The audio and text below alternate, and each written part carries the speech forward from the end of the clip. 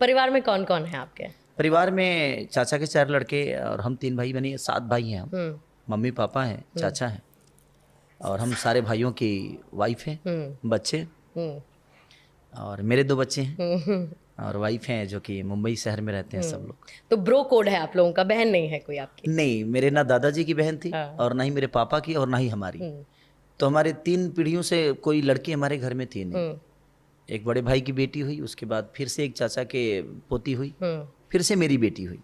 क्या बात है। तो जब ये लगातार हमारे घर में बड़ी लड़कियां ही हैं, आज जब ये शुरू हुआ तब जाके हम लोगों की उन्नति शुरू हुई।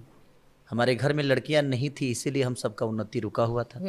जब से वो हमारे घर में आई तब से फिर से हमारी उन्नति शुरू हुई। और लेकिन कोई कहता है कि आप चाचा से ज्यादा करीब हैं, ऐसा क्यों? पापा से कम, चाचा से ज्यादा?